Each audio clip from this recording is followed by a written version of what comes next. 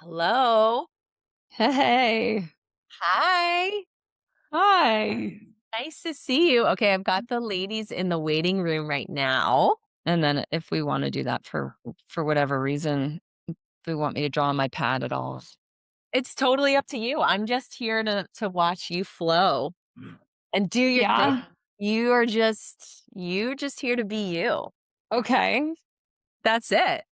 Great. That's Do I all. have questions or anything, or what do you want me to talk about?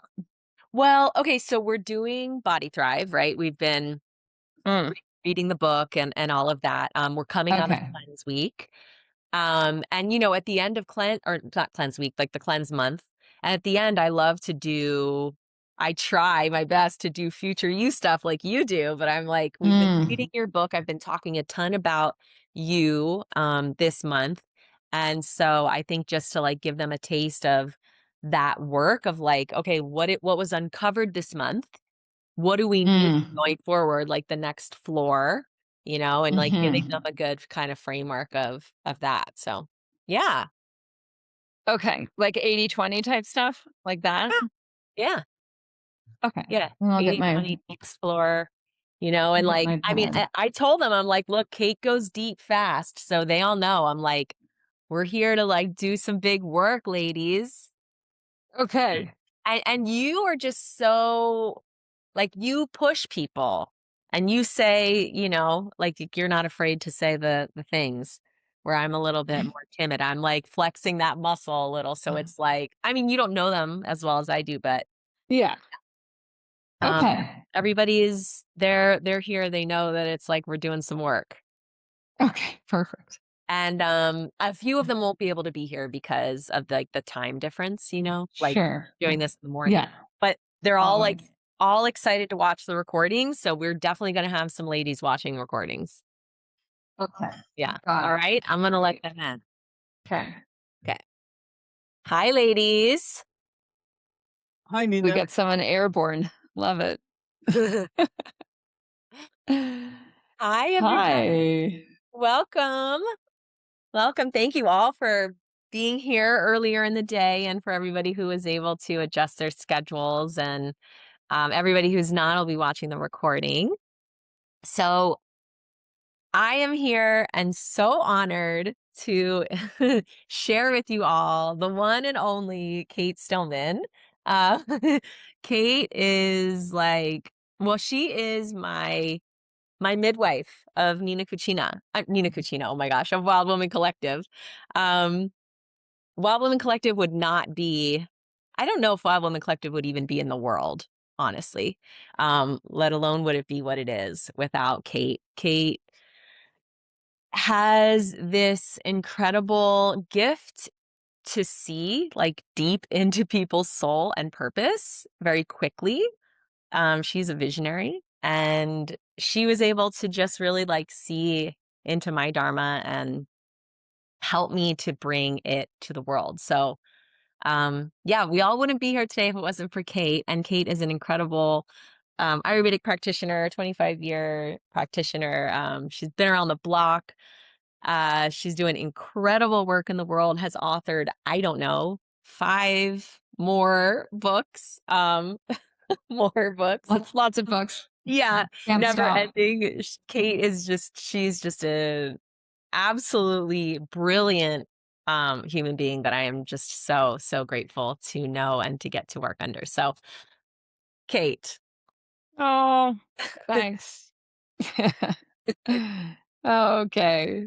So, but you guys are reading Body Thrive. That was my first book, and it really grew out of my work as an Ayurvedic medicine practitioner, and just found that so much in so much in modern culture, like our idea of like we get a diagnosis and we think we're you know, we're so special kind of thing, and we're the only one with this particular problem, when really so many, from a systems perspective, so many health issues are culturally driven. So if you have a culture that's out of sync with rhythm, then everybody's sick. Then how we get sick is often specific to our ancestry, right? Like where you take the hit has everything to do with your genetics. but it's only because the epigenetic environment in which your cells are trying to preserve their genetic code is toxic or overwhelmed or stressed out. And so what I really found it from guiding detoxes. And I know you guys are coming through a detox, was I guide detoxes and everybody would get healthier and everybody's habits would change. Because I've guided detoxes twice a year since 2002. So it's 24 years. And I used to do them locally here where I'm in on the Idaho-Wyoming border in the Teton Mountains. And I've been here since the 90s. And I had a yoga studio. And so I was offering these detoxes and I get the same group just about twice a year. And they were big for this little valley in Idaho. So we'd have I do them twice in the spring, once in the fall. In the spring, we'd have at least 30 people per detox. So I had a decent data set over time. And I got to look at why are they all getting better when all these Ayurveda clients I was seeing one-on-one and giving very specific diets and giving very specific herbal formulas that I would hand mix as a good Ayurvedic practitioner. And I would, tell them all the things that they should be doing and doing one-on-one body work with them that was specific to them and their constitution and all that. And I was like, it's really strange that the people that pay me more money and I do all this one-on-one work aren't getting healthy at the same pace or clip as the detoxers. And I was like, well, what's really going on here? And then I had to look at the detox and then I'm like, well, what's working in the detox is I get everyone going to bed early, waking up early, hydrating. I turn them into pooping champions. I get them doing some breath body practices. I get them eating their main meal in the middle of the day and get them cleaning up their diet. And that's really about it. I mean, plus some tongue scraping and self massage. And that's really about it. And I'm like, that's working, even though everybody comes in with different stuff. Some people come in and they've had cancer. Some people come in and they've had an autoimmune disease. Some people come in and they have to lose 50 pounds. Some people come in and they need to gain 10 pounds. And like, despite them all being so different, everybody gets healthier. So then I was kind of angry because I had put a lot of money into my training of learning how to do all this specialized stuff with people and really being sort of sold, even in the holistic system of medicine, really being sold on this individualized medicine when really if we just change our habits together, we get healthier together. So then the other part that I found fascinating was the people I was working with one-on-one and telling them to do the same thing, right? Eat a little earlier, go to bed a little earlier, wake up a little earlier, hydrate, eliminate, do some breath body practices before your day gets going, center yourself, eat more of your calories in the middle of the day, eat more local to your ecosystem. They weren't doing nearly as well as the group detoxers, and they were paying me more money. And I naturally have a systems thinking kind of brain, right? My brain naturally looks for patterns and looks for systems and looks to simplify systems. I do that in my sleep, I can't help it. And so what I was hearing at this point, because then I'd started leading these, different programs around the country. People are telling me you take Ayurveda, which is so complicated. You make it really, really simple and really actionable. And then I do stuff and I feel better and I get better and my kids get better and my husband or my partner gets better and my friends start wanting to know what I'm doing. And so I had a lot of data, from doing this. And I was like, I hate repeating myself, you know? Eat a little earlier, go to bed a little earlier, wake up a little earlier, hydrate, eliminate. Having trouble eliminate, try this, this, and this. Good. Now we got that dialed in. Do breath body practices. You can center it in your body before the day gets going. Eat most of your calories in the middle of the day. Eat more from your local ecosystem. I got tired of saying that again and again and again to every client, every class, every workshop. So that's when I was like, I better write the book. I better create the program. And so we created Body Thrive as a course, as a program, uh, which then later became Club Thrive, which is where I demonstrate the same business model that I teach other wellness pros like Nina, who's done such an awesome job. She's total star student with Wild Women Collective. Yeah. So, what happens with the habits and to me, I think this is kind of fascinating. I'm going to draw on my pad because we've found over time that visual communication is really it's really worth a lot more than just audio communication. So with visual communication, what's fascinating with the human brain, human mind, is that we tend to see the same images, but we hear things really differently. So if what I just said, like you guys will pick up different things, different parts of that, then you'll remember different parts. But if I draw pictures, then you'll be like, we remember the same picture. So that I have no idea why that is. Okay. I'm sure it's tied into survival though.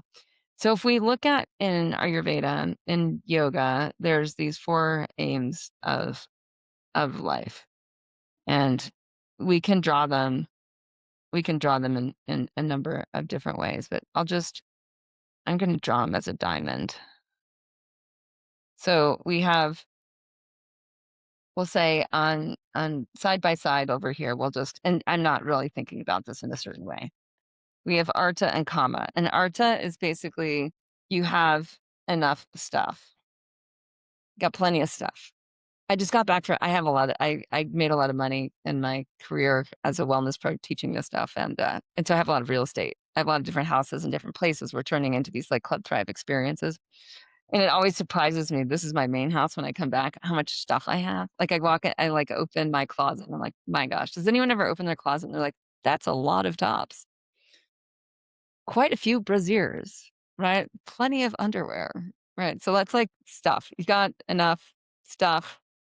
Kama is pleasure, right? And pleasure, I find for most of us, if we just tune into pleasure, if we tune into the pleasure of eating good food, even if we tune into the pleasure of fasting, it's like always right there. If we tune into the pleasure of like just enjoying where we are, who we're with, it's to me very tied into just remembering that we're just not always a consumer. So over here, right now, we're in consumer culture, and I'm just going to put this in red because this is pretty toxic right now, where we keep thinking we need more stuff, right, in order to feel good. But usually, for most of us, we have enough stuff to already feel good. Does anyone kind of notice that? Like the thrills get cheaper with like the new bra or the new shirt or the new bag, right? Okay. So then like the big thing in yoga is moksha, which is basically enlightenment. That you get the big picture. You get that you're part of the whole. You get that you're connected to everything and you can drop into the ground of being. So you can drop into deep peace.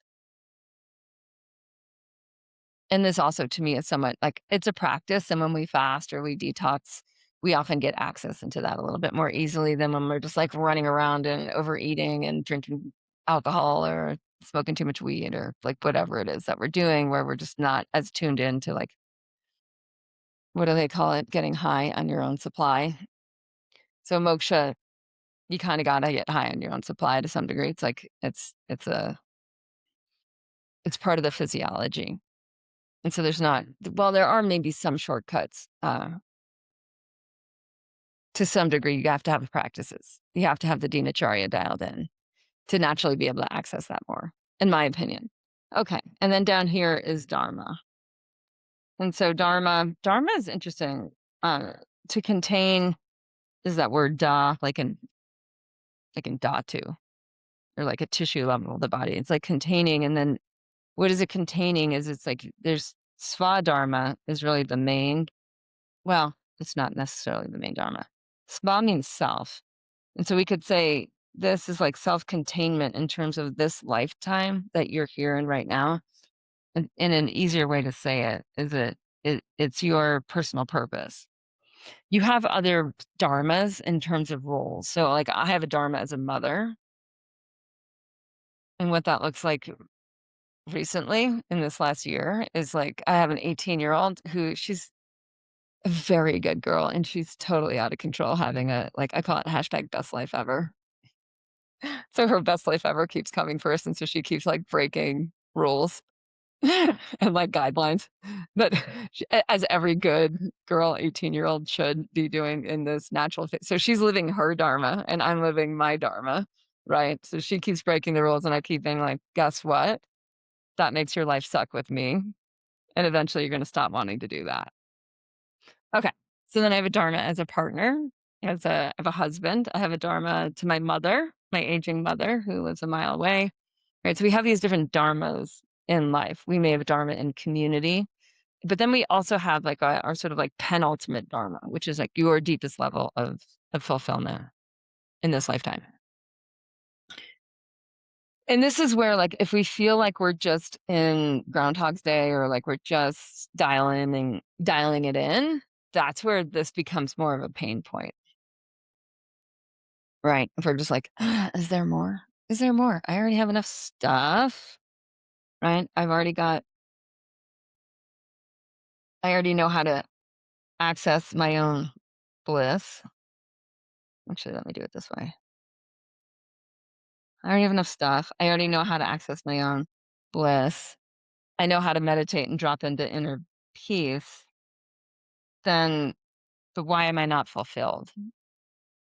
And that's what we found happened with the Body Thrive members, because we kind of went black belt as a community in those Body Thrive habits. Like literally, like all for a number of members, for me, it's like all they did with me for like a decade was just dial in these habits, like just dial in circadian rhythm.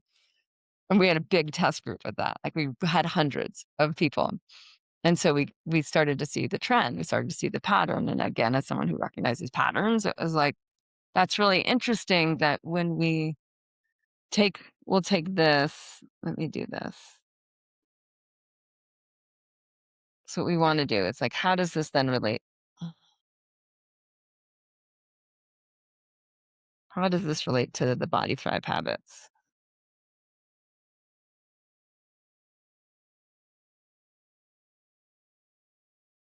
Okay, so we've got this, and then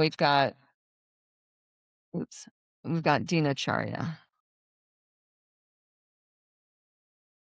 which actually you guys will get a kick out of this. So Dinacharya, this is like day, wheel, and in a word in Sanskrit, if we were to distill it, it would be rhythm. How do we live? RHYTHM. Okay. How do we live in rhythm? Circadian rhythm.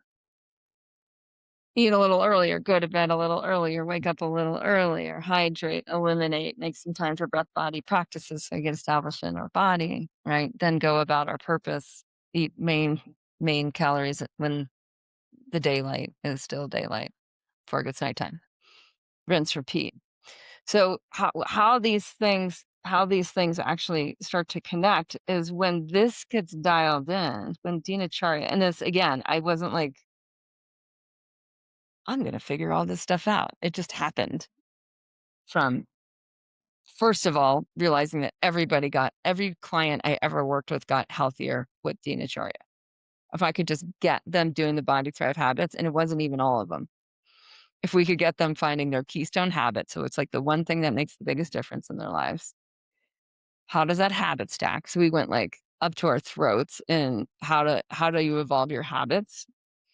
And that's kind of where the community went between like 2012 and 2022 was like, how do you dial in habits when everybody else in your life is not eating an earlier lighted dinner, going to bed early, waking up early, eating the main calories in the middle of the day, right? Not doing breath body practices before they go to work or go to school or whatnot. Like, how do we do the stuff that's so countercultural? Right. Because if everyone was doing the rhythm, according to Ayurveda, everyone would be healthy. And we wouldn't have a 60% adult obesity rate, and we wouldn't have 30% of our children on medications in the United States. We wouldn't have those problems, but we do. So what we found is that as we learn how to habit stack, figure out the keystone habit, how if we do that one habit, and it's a good question to ask yourselves, it's like, what's the one habit if I do that, everything else works? For a lot of people, it's early to bed. For a lot of people, it's the breath body practices.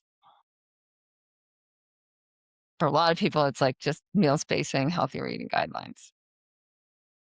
Like those were the ones that we found right off the bat. Like for me, it was exercise. But then actually, now that I'm a little older, I'm like, actually, if I look at it, my husband, who's super kapha, like very dense constitution, him and the rest of his siblings, like none of them can stay up past 9 o'clock. And they're all generally up between 5 and 5:30 in the morning. They live in different parts of the country. But I'm like, actually, come to think of it, because like nothing's happening in my social life past 9 o'clock. I end up going to bed early. So maybe my keystone habit is actually early to bed. And maybe because I go to bed early, I wake up, it's before the light of dawn. I hydrate, I eliminate, and I do breath body practices. And that's the habit stacking component of it. So I'm like, because of that, about for me, 10 days out of 10 look like that. And it's not from any effort. It's just because I'm just in that flow because he's setting that rhythm. And just like a pendulums of the grandfather clock in a clock shop, right? That sets the rhythm. The heavy weight sets the rhythm. All the other clocks start to line up with that. And my little lighter clock is just lining up to his heavier clock. So if you live in a night owl, this is harder. If you're a night owl and you're making everyone else stay up with you, then you're the problem. Right. And so then these are the things that we got to like look at and customize. And what we found is that it's just simply identifying the keystone habit, understanding like what is the habit that makes the other habits easier, and just focusing on that one habit that made a huge difference. So do you guys know if you know what your keystone habit is from the Body Thrive habits, you can type it in the chat. Okay, so now I'm going to tie in what happens with this Dinacharya, this relationship that we found. Again, not because we were looking to find things, but just because when you line up with nature, things happen. Different things happen. Different levels of consciousness happen. And so what we found was that, well, actually, yeah, I'll say a little bit more about some of the other habits actually, but I'll do that in a minute. Okay. So what we found was that the more people dialed into Dinacharya, not perfectly, aiming for a solid B minus, and that's really the key. Is like no one's trying to do this perfectly. If you try to do it perfectly, you're just going to sabotage yourself.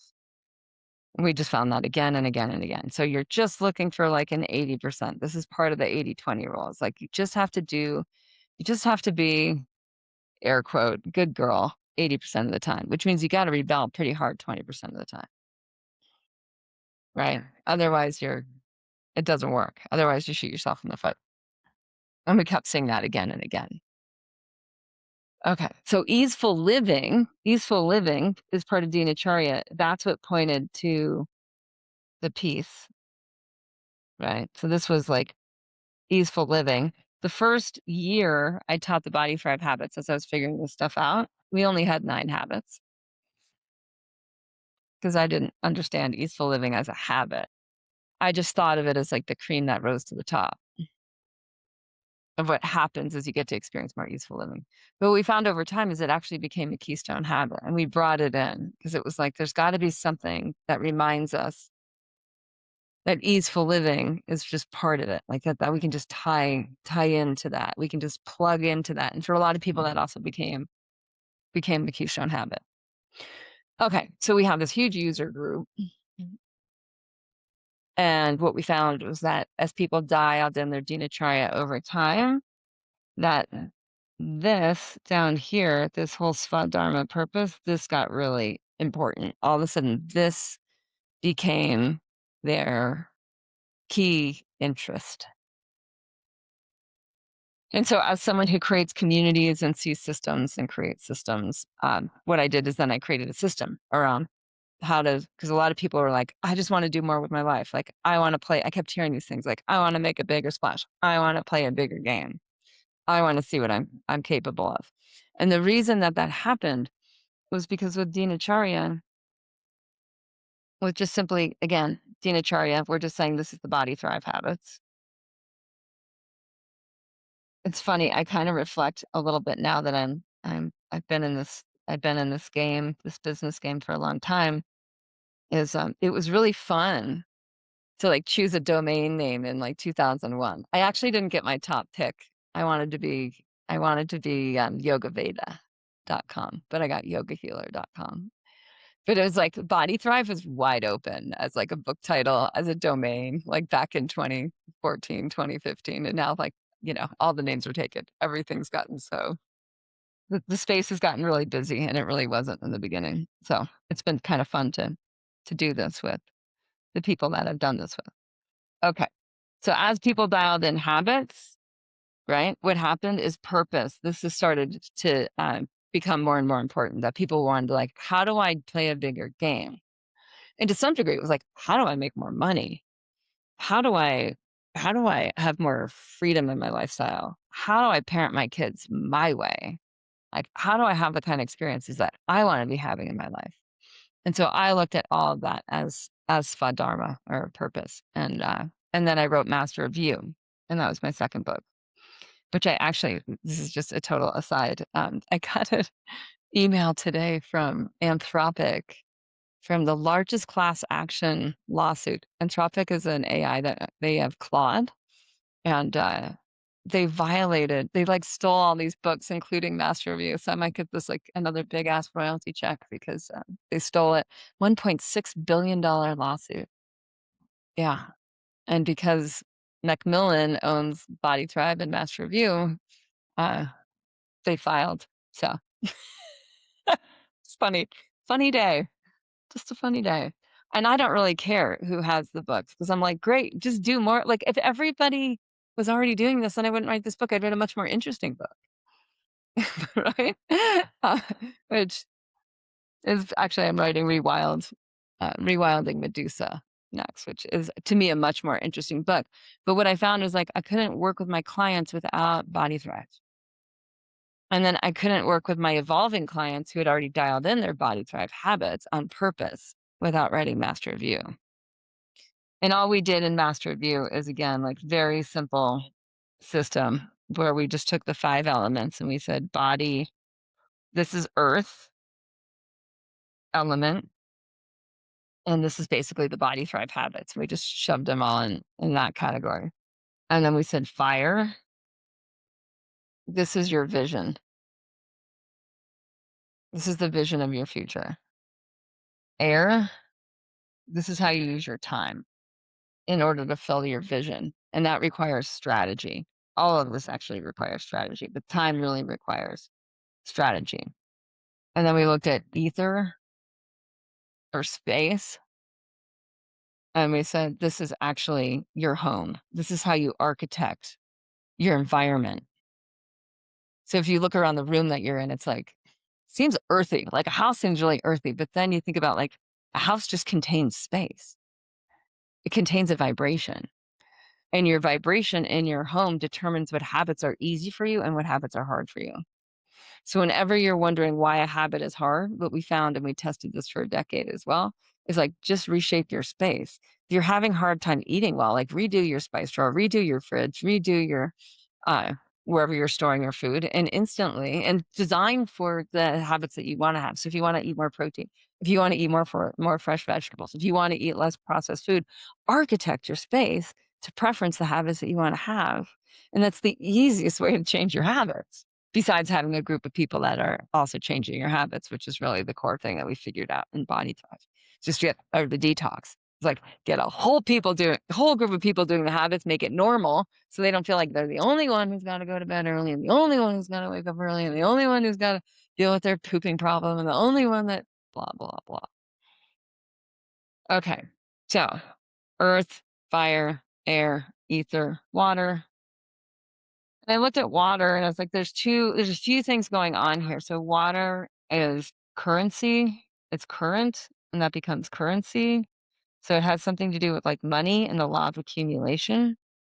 Just like water will accumulate in the delta. And it also has to do with flow. So how much we feel like we're actually in flow. And flow is also going to link back to this easeful living. So if we're not in flow because we're scattered or we're overwhelmed or there's too many things to do in a day, then we're not going to experience easeful living. And sometimes we don't experience, we're so in flow, but we're not organized to the vision that we're just kind of like drifting around. And kapha types have a hard time with that. Vata types have a hard time for air-like reasons where they're just actually like here, there. They're like more like the hummingbird, right? That's just like getting distracted by all the stimulation. Very different issue. And pittas might not have flow because they're just so on fire with their vision that they forget to chill out and tap into the flow, like tap into the current. And so this is, in a nutshell, this is Master of You, which I'm sure you can find for free on the internet because Anthropic stole it. So just look at it wherever free books are. Okay. I do not care about royalties.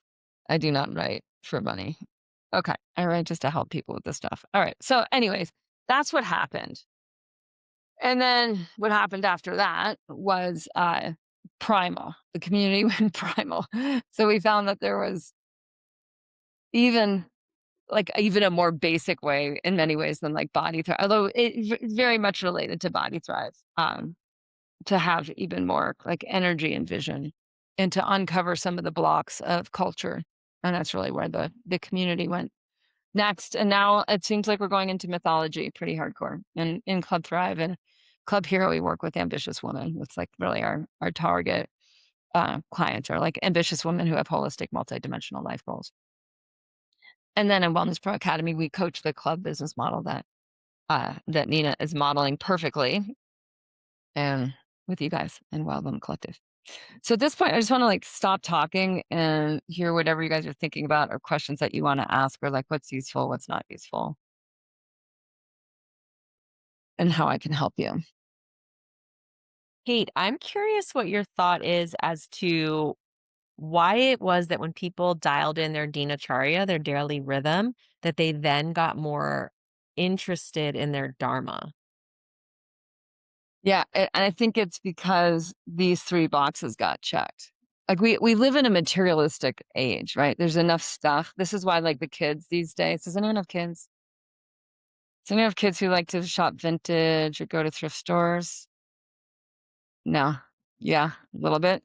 It's a trend. It's not just trending in the United States, it's trending globally. And it's because we're in the age of materialism. So like buying stuff, it's like, yeah, you can buy stuff, but it's actually cooler to have a story now. Does anyone, I don't know if this probably isn't true in Oahu, but like here, it's actually hard to get rid of stuff. Like no one will take it. The thrift stores are like overflowing with stuff. People have storage lockers that are overflowing with stuff because we live in, does anyone notice like compared to when you were younger, stuff is cheaper now? Like to buy a pair of jeans is cheaper now than before. I mean, not like the $300 designer jeans, but like if you just want to get a pair of jeans, it's cheaper now. So the cost of, I mean, I actually just watched a 1 minute short last night on the production of those Bic lighters, those little lighters, and it broke down how basically like broke down to I can't even remember what it's called. It's called like micro. It's something that has to do with micro cost cutting because they can make a lighter for 15 cents, but the lighter has 30 parts in it. It's so mind boggling. It only costs 15 cents. But in order to manufacture it, like you need to have like actually a ton of money to build the machines to make these little tiny nano parts that go in your little Bic lighter. And that all has to do with this age of materialism. Like we've gotten really, really, really good at making stuff. So the stuff box, it's already checked. It's like literally checked by culture. Then, I mean, yeah, you might not be able to own your own real estate, right? And that's different. But like this whole like, do you have a roof over your head? Do you have enough clothes? Most people can check those boxes. There is issues with nutrition, right? Where we have so many cheap calories, more expensive calories are higher in phytonutrients, right? So if you're eating a diet that's strong in phytonutrients, you're going to pay more. But then what we found is that most people actually, when you eat a diet that's high in phytonutrients, you don't need to eat that much. And you don't need to eat that frequently. And that goes back into healthier eating guidelines. So again, like it just, we're not designed to actually need nearly as much stuff and really nearly as much food as we think. And as culture thinks, like we don't need to eat 3 meals a day. And we found that in Body Thrive, like people were very quick to then pivot into intermittent fasting. A lot of people were quick to pivot to OMADs or 1 meal a day or 2 meal a day. Then we found food. And typical when people start intermittent fasting, food waste goes down over 30%. It's enormous. So we're just buying stuff we don't need. So like the stuff box, that got fixed from Dinacharya. The pleasure box, that also got fixed because we just have more access into space. We're now in rhythm. We're supported by nature. We're connected to nature because we're simply going to bed early, waking up early. Now we have all those studies, and at the time we didn't, but there's so many more studies right now on how the microbiome is regulated by circadian rhythm, and it's the microbiome that produces serotonin, and serotonin that makes you not depressed and not anxious. So the more you're living against rhythm, the more you're going to have anxiety and depression, which means you're not going to experience calma. Does that make sense? Like, because your emotions are just going to be like up, down, and all around. There's a really great book if anyone wants to read more on this on emotional inflammation. And then you can have like all the science you want on how the microbiome and your microbiome diversity, which is completely reliant on circadian rhythm, completely reliant on going to bed early and waking up early. Right? That as that gets sick and you go into dysbiosis, that messes with your mood. So we were able to check the comma box as well because people were just like getting high on their own supply. And then because of the sitting in silence, where people are experiencing more moksha because of easeful living, and there's two direct habits that point towards moksha. And so we weren't even like sit for an hour a day. It was like 2 minutes is great. Just grab grab your cushion for like 2 minutes. Do 1 minute of breathing, 1 minute of relaxation. Maybe do that a couple times a day. Just keep resetting your system. And we found that was actually much more effective than like trying to get people to sit and meditate for 30 minutes. When I was taught meditation very strictly, and I've done a lot of long silent meditation retreats. And that really is not the way to go in order to experience more moksha. Like we've learned the hard way that like make it as easy as you can for the life that you already have. And you'll start to experience more of these moments of just dropping into deep presence, dropping into like, I'm okay. Life is good. Let me connect for a moment. And connect with my breath, connect with the earth, connect with the birds, connect with the sky, connect with my people. And we experience more of that. And so because those are easier to check than the Dharma, like that's a project. I mean, if you're going for like full blown enlightenment, moksha is also a project, right? And this is why people go and sit for long silent meditation retreats who are like, I want to know the monkey in the mind. Like I wanna go 10, 20 clicks deep into that. But quite honestly, in modern culture, it's not a desire. Like when I started yogahealer.com in 2001, like I was all in on enlightenment. I had already been pretty strong in enlightenment studies and continued to do enlightenment studies for like the next decade. But right now, people don't even know that yoga is a path to enlightenment. They think yoga is like exercise. And that really shows you what modern culture wants. So like we might think we want to go 10 clicks into moksha, but like for the most part we don't. And I've got to say this as well, like for the most part, culturally, historically, in multiple cultures over time, that is a 60-plus-year-old game. So you're not even going to want to go deep into that until your 60s, 70s, 80s, 90s. And that's when you're supposed to want to go deep into that. And that's why the forest dweller time of life is after this age of vision and abundance and the age of working in the world and changing the world and shaping culture and having babies and having projects and developing those projects. And then don't worry, it'll be right there for you in your old age and you'll want it more. But for most people, we're like Dharma, because they're still in the age, they're not in forest dweller, they're not just into their own individuated peace or peace for the greater whole that they're going to work on more from the cave.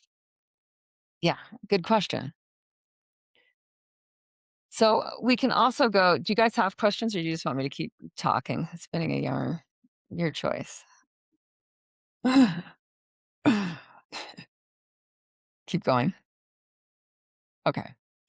So then what happened is then I out of I had I had a number of different courses and I could see that courses were expiring. Like people were not like adults stopped wanting to take courses and things were changing. We were entering more of a need to belong to I would say like a sacred circle that's evolving more than like take a course. And so that naturally happened. And I had, Body Thrive was a course, Living Ayurveda was a course, Master of You was a course. So I had the Detox was a course. And I was like, I'm just going to make a club. And so that's when I made Club Thrive. And that's when I also shifted Yoga Healer to Club Thrive and Yoga Health Coaching to Wellness Pro Academy, where we teach the club model. I'm all about integrity and alignment because I feel like I can't afford not to be. Like, that's been clear in my Dharma since I was a teenager. So I was like, this is out of alignment. I'm not teaching courses anymore. Like, it's all about a community of belonging and becoming. Like, I'm going all in on clubs. And so what I found in Club Thrive, like what I found naturally happened, like the body of work continued to evolve. What we found was like with the work of Dharma, of Svadharma, is that we needed people to know their trajectory. And their trajectory is obviously where they're going to the future. And so we called that future you. But the trajectory was built on their past. And we wanted to leverage their past for their future. And this follows the work. I follow a lot of different people over time, and some of them really make a deep impact on me. And Dan Sullivan, who's the head of the most successful coaching organization in the world, strategic coach, he talks a lot about this and about how you want to leverage your past to work for your future. And I was like, true, you know? And then what does that mean? It's like, it goes back to Spa Dharma. It goes back to like, your past is your past. And none of you shared the same past. And none of you have the same Spa Dharma. And this is very hard to do because it's like easy to teach something like body fight where it's like, okay, everybody, we're going to bed early. We're going to wake up early. We're going to just do that.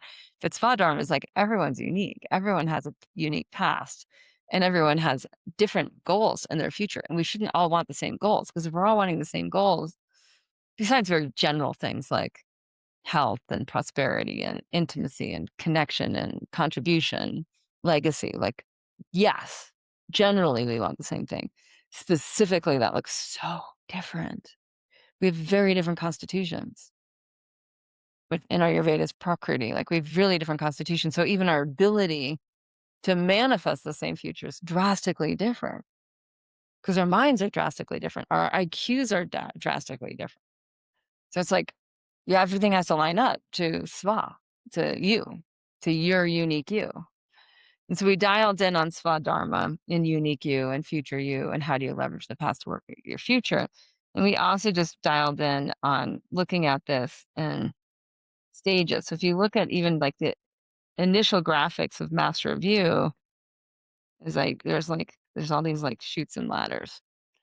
And the idea is that you have come a long way, baby, right? You've come and you've made these breakthroughs in the past, and you can even have names for past identities.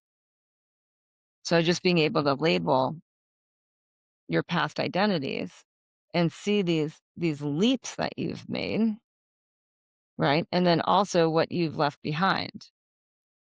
So for example, in my career, I can do this in each stage of my career and be like, well, my initial career was really big picture thinking. I was working in Washington, D.C. for the International Institute of Energy Conservation, working on climate change, global warming.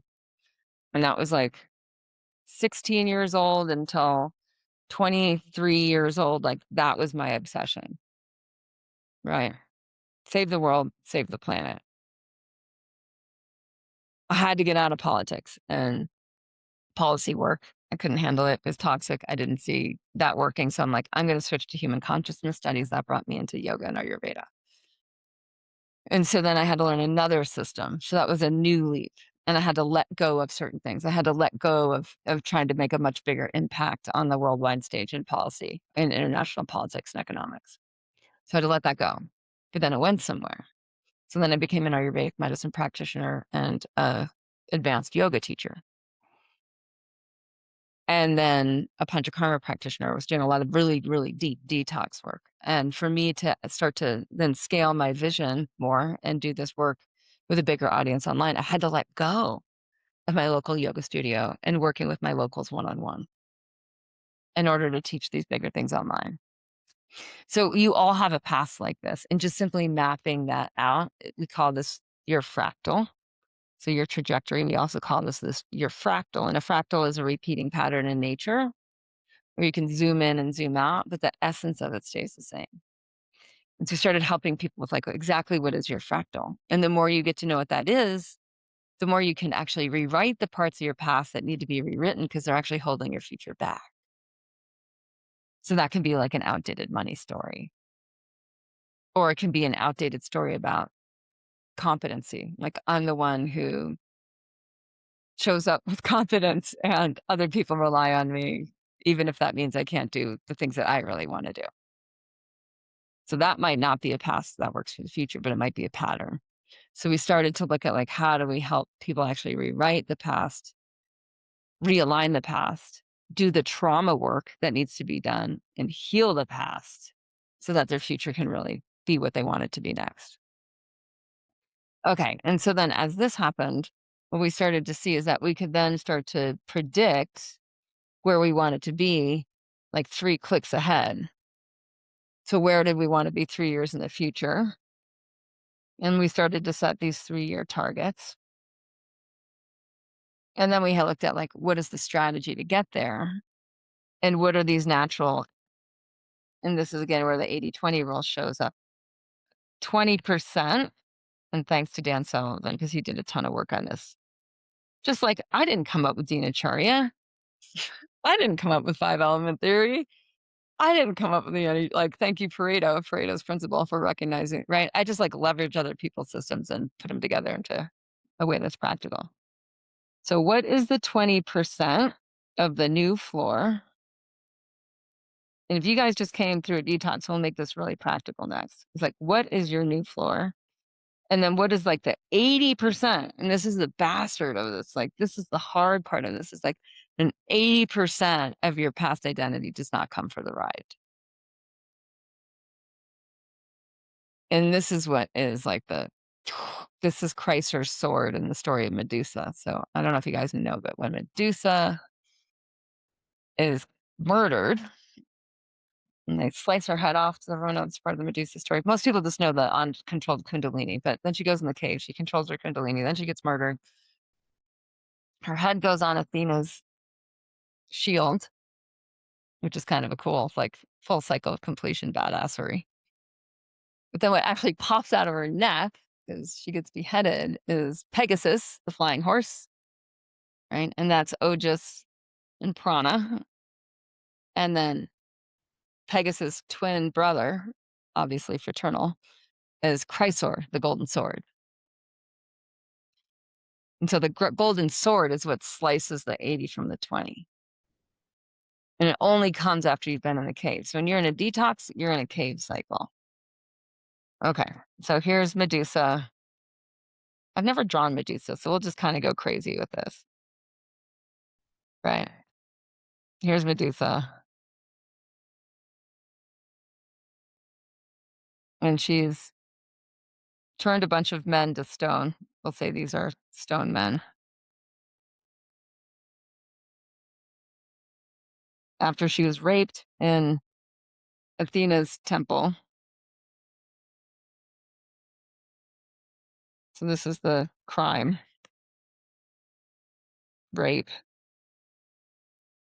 And then she was totally gaslit by Athena, who's like, well, it's your fault because you're pretty. And you have brought this on yourself, and I'm not here to really protect you anyways. Oh, if you want protection so bad, I'll just make you self-protecting so that anyone you look at turns to stone and you won't have these intimacy problems again. You probably won't get raped again because they'll die.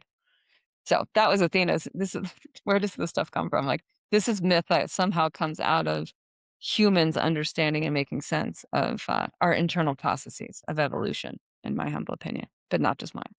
Okay, so here's Medusa. Then she goes into the cave. I don't know how to draw a cave. Let me try again. This is good practice, Nina. I haven't tried to draw the Medusa myth before. So we'll say this is her cave. So after 40 days, I don't know why that's disappearing. After 40 days in the desert, she finds her cave. She goes into the cave, and this is where she does Rata. This is where she finds rhythm. This is where she builds her altar. And she doesn't need Athena's altar. She's doing this to herself. So this in Ayurveda is what we call Swadhyaya. And Swadhyaya is self. There's that same sva. And there's a little bit of a different Jya. This Jya is wisdom. So she goes in here, she tames the snakes. That's her organizing Kundalini Shakti. And so at this point, she knows herself. Then she's executed and Chrysor comes out. So at this point, this is like you guys who are in your detox. So cave is detox. And the temple that you had to leave was modern culture because modern culture didn't work. Modern culture talks to you and will retox you. And do you guys know exactly which habits those are? Like, what is the 80/20? Because that's really what we should do next. Is like really based on all that. What is your new floor? And what's your old floor? So here you are. We'll give you a skirt and some kick-ass combat boots and a cape and a trucker hat, right? The detox and the body thrive habits and all the stuff that you're doing in Wild Woman Collective is bringing you to a new floor. So a new floor is a new identity. At a new floor is better habits, is refinement. And yoga, if anything, is increasingly a path of refinement. Right. You learn downward dog and then you get really good at downward dog after a decade. You get really good at moving your prana and organizing your shakti. You get really good at accessing new levels of moksha. And when you do, you experience more kama. And then you need less artha. You become much more self-sustaining. Okay, so this is really where the conversation is this. And then again, Chrysor, here she's got, I don't know how to draw a sword, but let's redraw Medusa, even though she doesn't have a head. At this point, her Kundalini is organized. So she's organized her energy. And this is really Pegasus, very organized energy, a horse that can fly. So he can go places. He can live Dharma much, much higher level than she ever could. So that's sun number 1. The sun number 2 is Chrysor, sword. So here she is. I should attempt to draw a horse. Well, you're just going to label it horse with wings. And this is really how you want to think of it, because that's your new floor. Because you have a horse with wings, but you need a sword. And the sword has to identify what are the outdated habits.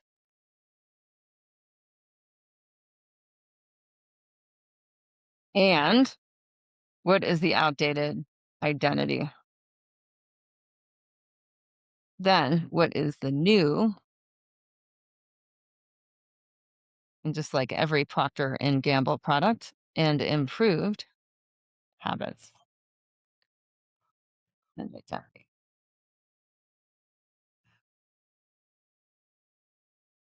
So that's what we'll do. We'll label them. This is going to be the 80%. This is going to be the 20%. And this is what drives Dharma. This is what drives massive evolution. And that's why what I'm aiming for in everyone that works with me is life, that is life changing. Meeting you is a life changing experience. That's the bar. If we can do this, we know things change at the new floor. And there's massive sacrifice because what we do is we make the new floor sacred. The old floor is the sacrifice. Cate, can you speak to trade-offs and trade-ups? Yeah. So I'd like to make it relevant. Like, is anyone having trouble figuring out what it should be obvious? Like in a detox, it's usually obvious. It's like ice cream, gotta go. Or, staying out watching Netflix has gotta go. Like that doesn't exist at the same level. Or like alcohol, gotta have it like once or twice a month, special occasions. Like usually it's obvious what is not gonna work at the new floor. What'll just keep rinsing, repeat the retox, detox, retox, detox, retox, detox, retox, detox. And to be honest, some people are fine with that. Like some people are like, I kind of like it. I'm guessing not you guys, but like some people are like, it's good enough. I don't want to change my friends. I don't want to change how much I drink. I don't want to change the like Netflix and chill. And the new floor isn't sexy enough. Future me isn't sexy enough. Sexy, air quotes. Okay, so Jen is saying emotional eating. Yeah, good. Okay, so then once we know what the trade-offs are, like what is the trade-off then, Jenna, for emotional eating? Like what if you keep doing that, what does not then get to what do you then not get to experience? What's the new floor you don't get to experience?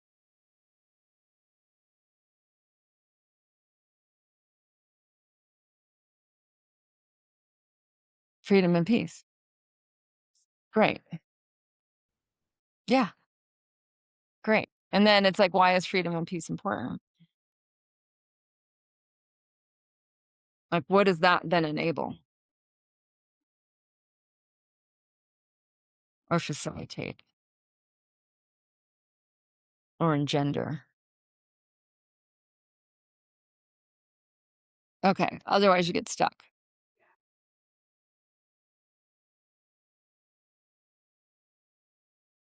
and heavy.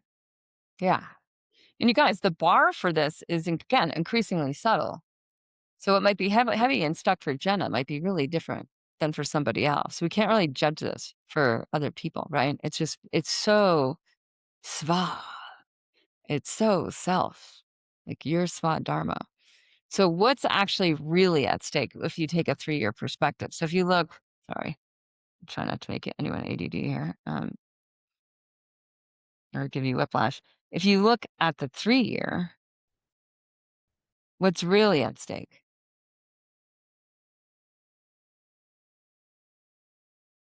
'Cause that's how you want to look at the 80-20. I'd love to see from you other people here, like just type in the chat, like what's the new floor? What's the new identity? What are you now seeing a vision of that's possible for you? And what's the old floor? Like what's the stuff that's got to go? And maybe what's the identity that's connected to it?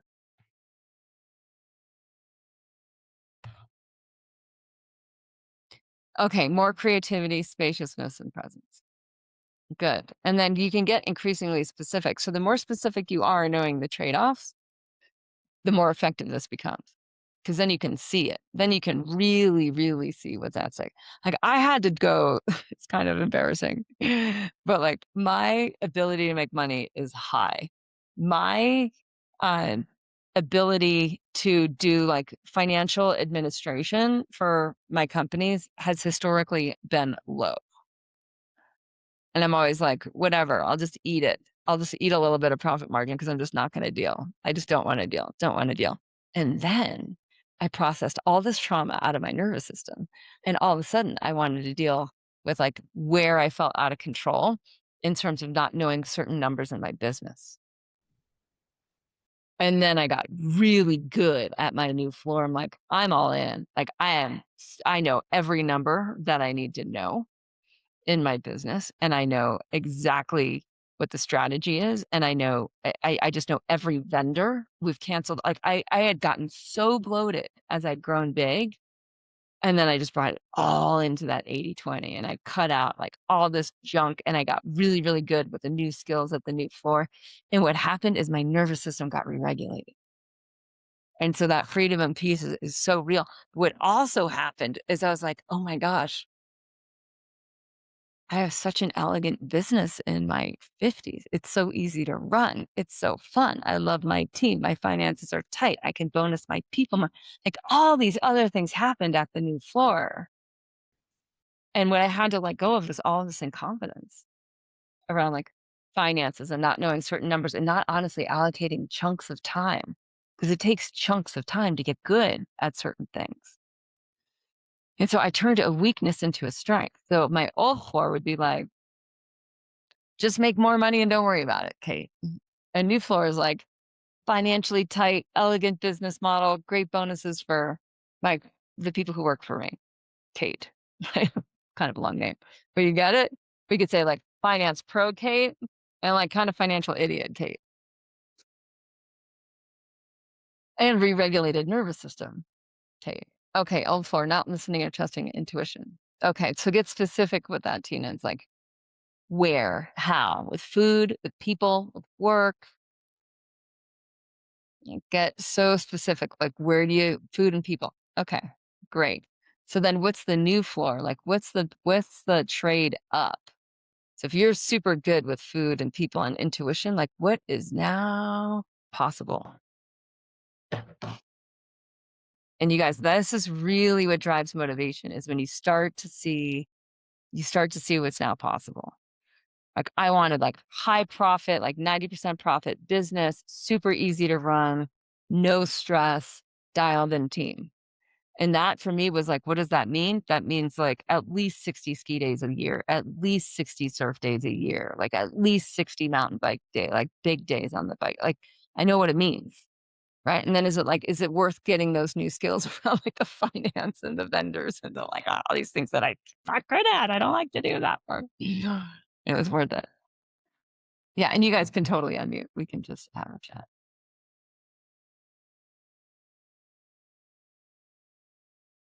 All right. So that's kind of where it goes. So if you guys are thinking, I just want to, just kind of go back to where we started as we close. Where we started was really looking at how Body Thrive came about with just aligning, right? These Body Thrive habits, just aligning rhythm, circadian rhythm. And what I was going to say too is like Dinacharya in a typical Ayurvedic medicine school is taught for 1 to 3 days in a 2-year program. And so we are taught to be highly specialized practitioners, teaching, getting each person to do something that's completely unique to them and doing one-on-one personalized medicine. And it does not work. So if you guys aren't in Wild Woman Collective, you will not get as healthy, as vibrant, as connected nearly as quickly just trying to do this one-on-one. And it's just this massive misconception in culture. And this is also part of leaving Athena's temple where we've been taught this way. Keep your eyes on your own paper. Don't work together. Don't cheat with each other. Like really what we know is like cheat together, like do it together, do 80-20, do whatever you guys are doing more together. And it's way easier. It's way, way, way easier. And so if we just highlight the stuff that actually makes the biggest difference, which is the habits, living in sync, doing the habits together that are totally counterculture, everybody gets healthier, right? We get more fulfilled on the 4 aims of life. And then we start to really move into purpose. We start to really get curious about like, what is this life? What am I here to do? What can I do next? What do I really want to do? How do I really want to design my multidimensional life in a way that's completely unique to my Svat Dharma, to my trajectory? And then how do we get growth oriented as a community so that we're allowing each other to make identity evolutions? We're not holding each other to identities of the past. We're actually helping each other grow. We're getting really interested in how each other are trying to grow as a collective. And in that, we all will receive more back. Whatever you put in, you'll receive more back. And as we do that, we start to become the master of our body, of our vision, of our time, of our space, and of our flow, and even of our currency.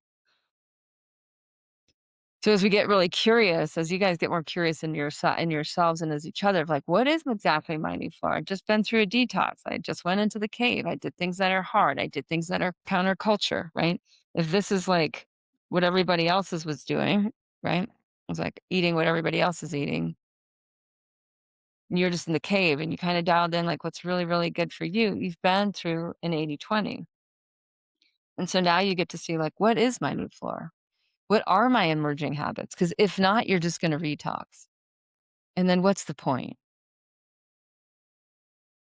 Because you're not getting to Dharma. You're leaving that 4th big, bright aim. And that Dharma aim drives all the other 3.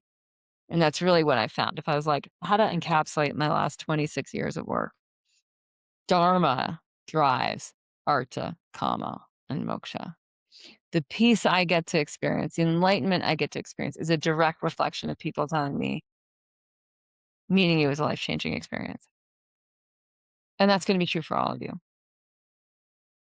Meaning is the greatest lever. So, in close, identify your new floor. Take that seriously. Like before you go to bed tonight, like seriously, like journal on that. Like what's the 20% What are the 20% of habits that are working for me right now? Just to create some space, like getting really clear. These are the things that are working. These are the things that aren't working. These are my parts of my identity that are done. This chapter is closing. These are the people in my life I don't have to spend as much time with. These are the foods I don't need to eat anymore. These are these little micro habits I don't need. These are things I don't even need to think about. If they crosses my mind, it's not even worth the time. And these are the kind of thoughts I want to have next. And those go into the 20. And then if you can give it a moniker, it really helps. It really helps. Like whatever that is. Cate the legendary leader, like whatever it is, and like make it silly, like make it an exaggeration of itself. Just so that you aspire to a greater future for yourself. And then label your past identities, not in the negative, but in the positive, so that they work for the future, that they are the building blocks that got you into where you're going next. And if you do that, I promise it leads to a life that is completely unique and beyond your wildest dreams. Bueno? Yes. Ladies, anybody want to speak anything into the room or speak with Cate while we have her? I don't bite, I promise. Well, actually, I occasionally bite, but I won't bite you guys because we're on Zoom. I just bite my kid. She's really. We're going to keep this going, okay? So like Cate said, spend time journaling. Next week, Wednesday, I really would love to hear from everybody. Like, what's the new floor? What emerging habits are going to bring you there? What's falling away? We'll talk a little bit about trade-offs and trade-ups, right? What needs to fall behind? What's that 20% that we're leaving behind? So spend time between now and next week, Wednesday. And I we're gotta jump. I'm so sorry. I've got another no meeting. worries. Bye, Cate. Ciao.